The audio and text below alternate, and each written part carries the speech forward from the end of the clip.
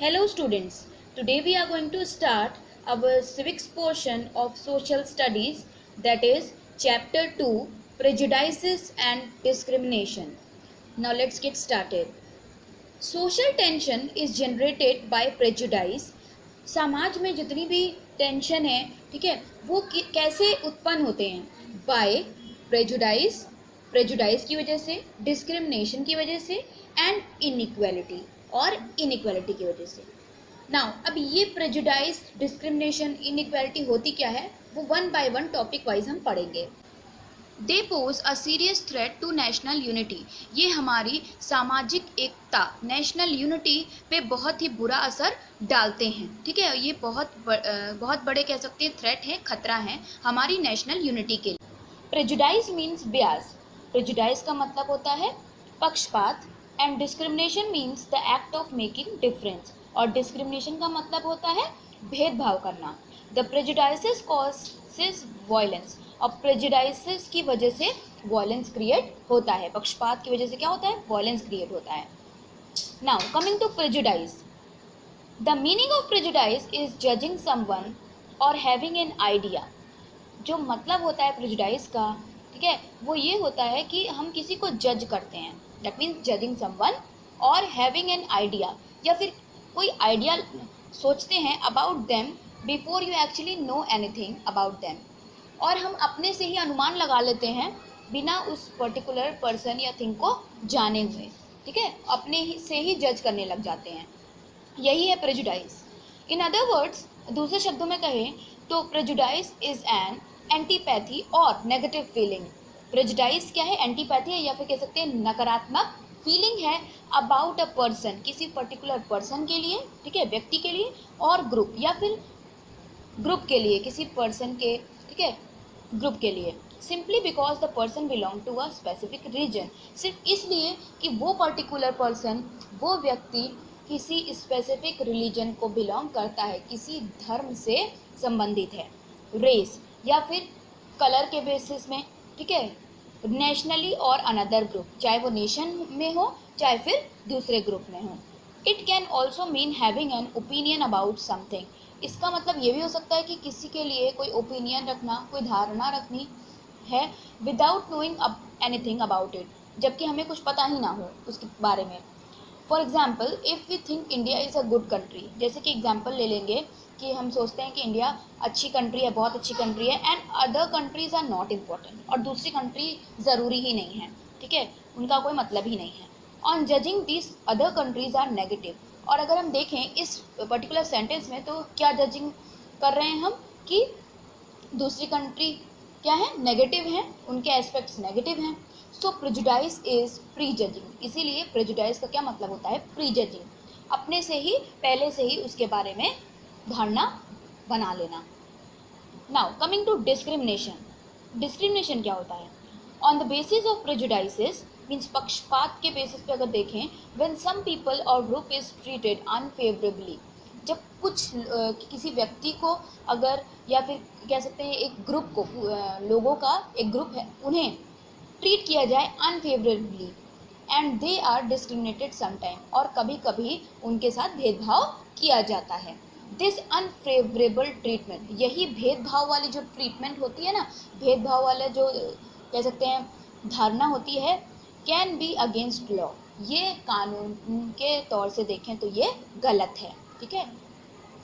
Discrimination में mean putting other person down. Discrimination का मतलब होता है, मतलब भेदभाव जब करते हैं तो क्या होता है, किसी पर्टिकुलर पर्सन को, सामने वाले पर्सन को नीचे रखा जाता है। Not allowing to them to participate in activities related to education. उन्हें कुछ एक्टिविटीज़ में पार्टिसिपेट ही नहीं करने दिया जाता, जैसे कि हो गया education system, economic and religion, या किसी धर्म में, ठीक है। Restricting their access to work, उनके काम को रोक दिया जाता है, और डिनाइंग देम, या फिर उन्हें मना कर दिया जाता है, something they are entitled to by right and law, जिसके लिए वो जो उनका अधिकार है या कानून कहता है कि वो कर सकते हैं, उनके लिए मना कर दिया जाता है। तो ये क्या है, डिस्क्रिमिनेशन ही तो है, भेदभाव ही तो है। For a long time the practice of apartheid और रेशियल डिस्क्रिमिनेशन। अब बहुत समय तक जो प्रैक्टिस थी अपार्थीड की, मतलब रंग भेद, कलर के बेसिस पे डिस्क्रिमिनेशन करना, भेदभाव करना। और रेशियल डिस्क्रिमिनेशन वही रंग भेद। In South Africa provided the racial arrogance, इसकी वजह से racial arrogance among the whites and the against the black, मतलब कि साउथ अफ्रीका में ये प्रैक्टिस चल रही थी, रंग भेद हो रहा था, ठीक है, between the whites means white coloured, जिनका रंग वाइट या सफ़ेद था, ठीक है, जो गोरे थे और जो काले थे, उन लोगों के बीच में डिस्क्रिमिनेशन हो रहा था। Abraham Lincoln and Martin Luther King try to remove apartheid, Abraham Lincoln ने और मार्टिन लूथर ने इस अपार्थीड सिस्टम को रिमूव करने के लिए ट्राई किया। Now inequality, inequality is also because of caste distinction, caste discrimination की वजह से, ठीक है, अलग अलग कास्ट के होने की वजह से इनइक्वालिटी होती है, ठीक है। नाउ द अर्ली वैदिक सोसाइटी वॉज डिवाइडेड इंटू 4 वर्नास, अब जो पहले की वैदिक सोसाइटी थी वो 4 वर्नास में डिवाइडेड थी, ठीक है, 4 ग्रुप्स में। पहले थे ब्राह्मण, the Kshatriya, the Vysya and the शूद्र, मीन्स 4 कम्युनिटीज में डिवाइडेड थी अकॉर्डिंग टू ऑक्यूपेशन, ठीक है, बेस्ड ऑन ऑक्यूपेशन, मीन्स जिस व्यवसाय, जो भी व्यवसाय करते थे लोग, उसी कम्युनिटी में उनका डिवीजन हो जाता था, ठीक है। Later on it become hereditary, और जैसे ही कुछ टाइम बीता तो देखा गया कि ये हेरिडिटरी बन गया, that means generation to generation यही सिस्टम फॉलो होने लगा, and it give rise to the feeling of inequality, और इसकी वजह से इनइक्वालिटी की फीलिंग और डेवलप हुई, ठीक है। Inequality was also because of religious difference, अब ये इनइक्वालिटी, ठीक है, भेदभाव की जो भावना थी वो रिलीजियस डिफरेंस, अलग अलग रिलीजन के होने की वजह से भी थी। When certain extreme element begin to praise their own religion, जब कुछ लोग अपने रिलीजन को बढ़ावा देते थे, अच्छा बोलते थे, and preach hatred for other, और दूसरे रिलीजन से बिलोंग करने वाले लोगों के लिए नफरत की भावना रखते थे, घृणा की भावना रखते थे। During the middle age the religious wars और crusades between the Christians and the Muslim are reason of their ill attitude, और मिडिल एज के दौरान जो रिलीजियस वॉर हुए बिटवीन क्रिश्चियन और मुस्लिम्स, ये क्या है, रीज़न है उनके इल एटीट्यूड, मतलब ख़राब एटीट्यूड, जो मतलब वॉर्स की वजह से इन दोनों के बीच में क्या हो गया, रिलीजियस कॉन्फ्लिक्ट्स होने लगे। Now inequality can be seen based on sex और gender in many countries, inequality gender के बेसिस पे बहुत सारी कंट्रीज़ में देखा गया, जैसे कि इंडिया में, such as India. On an average, अगर हम देखें एवरेजली, तो क्या होता है, women are paid less than 40% of what man are paid, कि जो विमेन है, औरतों को कम वेजेस मिलते हैं एज कम्पेयर टू मैन, 40% कम वेजेस दिए जाते हैं या पे किया जाता है, ठीक है, as compare to man. Racial differences give rise to inequality, racial difference that means white और ब्लैक में जो डिफरेंस, कलर बेसिस में जो डिफरेंस किया जाता है, उसकी वजह से भी इनइक्वालिटी होती है। For a long time there was racial difference between the whites and the blacks in South Africa, बहुत समय तक ये रेशियल डिस्क्रिमिनेशन चला, ठीक है, between whites and blacks South Africa में, and also in United States of America, और United States of America में। Now according to the constitution of India the laws, rules and regulations are, अब India के संविधान के तहत बहुत सारे कानून, रूल, रेगुलेशन बनाए गए हैं। Both men and women have equal rights, दोनों, चाहे वो मेन हो या फिर विमेन हो, पुरुष हो या महिलाएं हों, सभी को इक्वल अधिकार हैं, and not allowed any discrimination, और किसी भी तरह का भेदभाव नहीं होना चाहिए उनके साथ, किसी के भी साथ भी, on grounds of sex, caste, race, birth, place और रिलीजन, चाहे वो किसी भी धर्म के बेसिस पे कोई डिस्क्रिमिनेशन हो रहा है, ठीक है, कलर के बेसिस पे, प्लेस के बेसिस पे, ठीक है, जेंडर के बेसिस पे, तो ये सारी चीज़ें नहीं होनी चाहिए, ये कॉन्स्टिट्यूशन के खिलाफ है।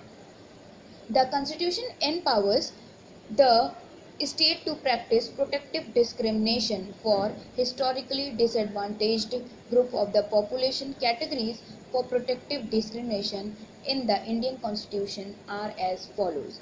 अब जो लगातार कॉन्स्टिट्यूशन के खिलाफ जो डिस्क्रिमिनेशन होता चला आ रहा है, ठीक है, कुछ कैटेगरीज के साथ, कुछ ग्रुप्स के साथ, उसे नहीं होना है according to the constitution, according to the law. Now there are various causes of prejudice and discrimination. बहुत सारे ऐसे कारण हैं जिससे भेदभाव होता है, पक्षपात होता है। Social bias causes the prejudice and discrimination. Social bias that means सामाजिक जो पक्षपात होता है वो क्या है, यही कारण है प्रेजुडाइज का और डिस्क्रिमिनेशन का। Sometimes parents are responsible for prejudice. कभी कभी जो पेरेंट्स होते हैं, ठीक है, वो लोग भी रिस्पॉन्सिबल होते हैं, जिम्मेदार होते हैं प्रेजुडाइज और डिस्क्रिमिनेशन के। क्यों? Between a girl child and a boy child, क्योंकि वो भेदभाव करते हैं, गर्ल चाइल्ड को कम इम्पोर्टेंस देते हैं लड़कियों को, और बॉय चाइल्ड को ज़्यादा इम्पोर्टेंस देते हैं। तो कुछ पेरेंट्स ऐसे भी होते हैं जो प्रेजुडाइज और डिस्क्रिमिनेशन को बढ़ावा देते हैं। Sometimes religious diversity also leads to prejudice and discrimination. कभी कभी रिलीजियस मीन्स धर्म की विविधता की वजह से भी प्रेजुडाइज और डिस्क्रिमिनेशन को बढ़ावा मिलता है। For example the conflicts between the Shias and Sunnis. अगर मुस्लिम में देखें तो बहस होती है, कॉन्फ्लिक्ट्स होते हैं between Shias and Sunnis. Now between the schedule caste and the upper classes can be heard. और शेड्यूल कास्ट और जो अपर क्लासेस होते हैं उनके बीच में कॉन्फ्लिक्ट्स होते हैं। तो ये क्या है? डिस्क्रिमिनेशन है। प्रैक्टिसेस लाइक स्लेवरी, बहुत सारी ऐसी एक्टिविटीज़ जैसे कि गुलामी हो गई, टेम्पल एंट्री, मंदिरों में एंट्री के लिए, इमिग्रेशन लॉज, ठीक है, जो माइग्रेंट्स होते हैं उनके लिए कानून, social exclusion from schools and hospital, स्कूलों और हॉस्पिटल से कुछ एक्सक्लूड कर दिए जाते हैं कुछ लोगों के लिए, ऐसे रूल्स बना देते हैं। Disenfranchisement that means voting rights के लिए also gives rise to prejudice and discrimination. ये सभी बढ़ावा देते हैं प्रेजुडाइज और डिस्क्रिमिनेशन को। Now the practice of prejudice and discrimination is very harmful many ways. जो प्रैक्टिस है मीन्स इनको मानना, प्रेजुडाइज, भेदभाव, पक्षपात को मानना, ये बहुत ही हार्मफुल एस्पेक्ट्स है सोसाइटी में। Prejudice and discrimination continue to disturb the collective life of humanity. अब प्रेजुडाइज और डिस्क्रिमिनेशन, इन्हीं भेदभाव, इन्हीं पक्षपात की भावनाओं की वजह से, ठीक है, जो ह्यूमैनिटी की भावना होती है वो कहीं ना कहीं छूट जाती है। डीप रूटेड मिसट्रस्ट मतलब भरोसा ना होना, सस्पिशन, ठीक है, संदेह होना, एंड बिटरनेस और नफरत होना सोसाइटी में, ठीक है, are the result of prejudice and discrimination. ये किसकी वजह से है? प्रेजुडाइज और डिस्क्रिमिनेशन की वजह से है।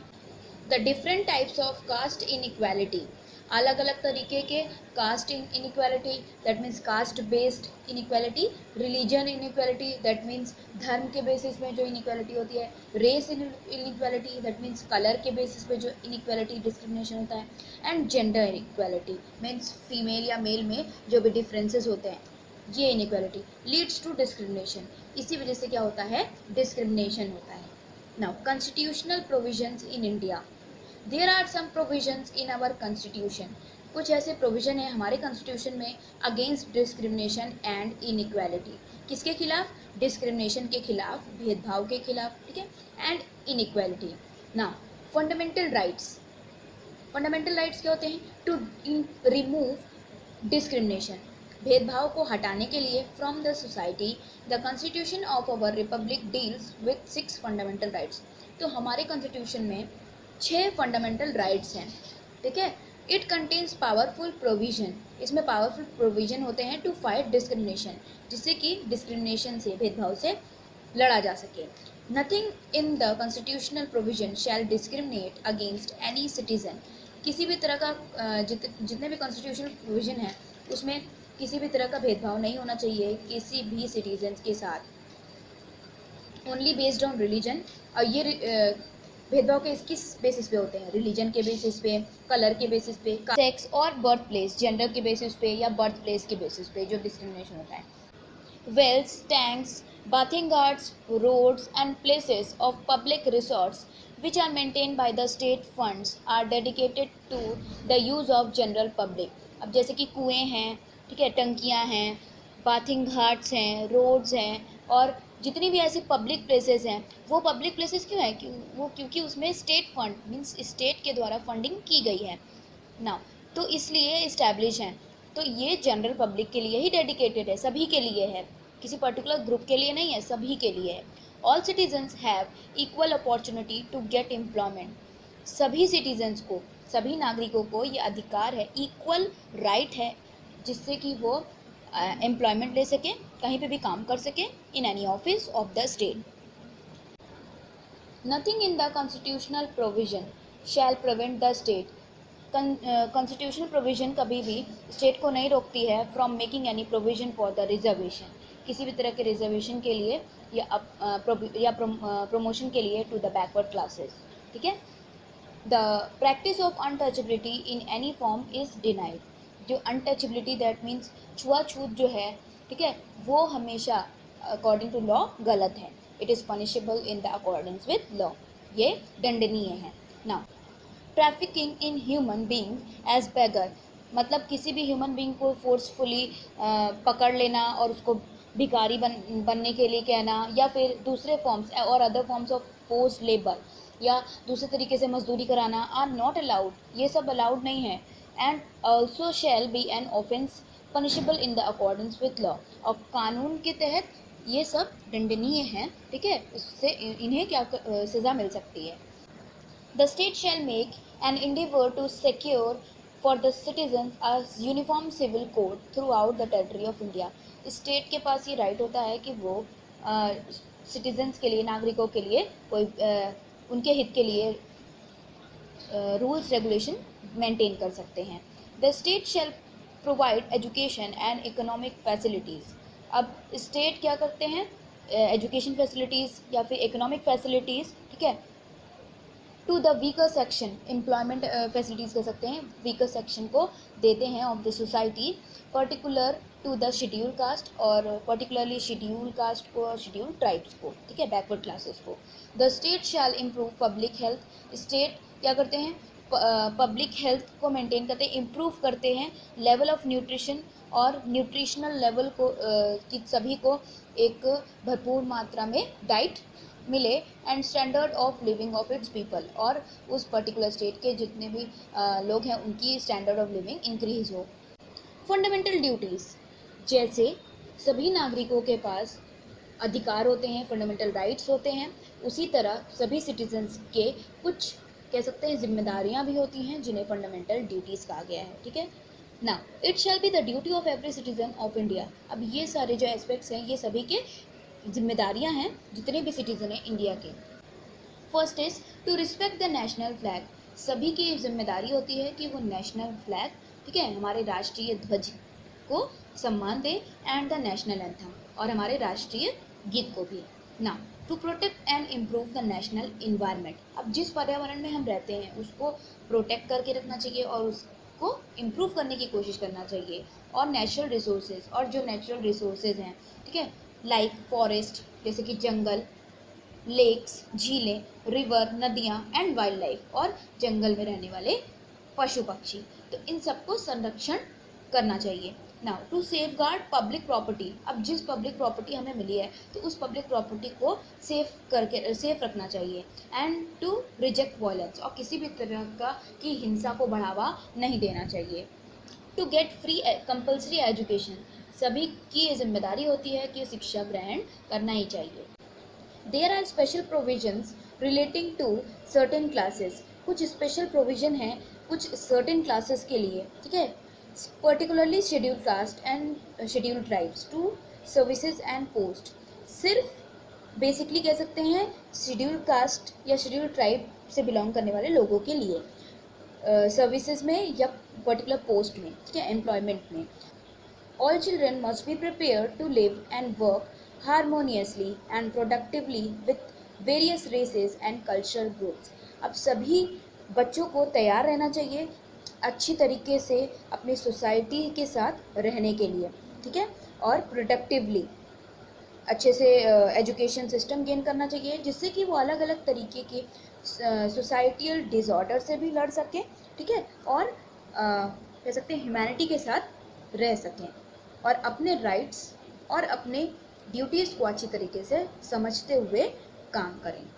Now this is it for the chapter. Thank you everyone.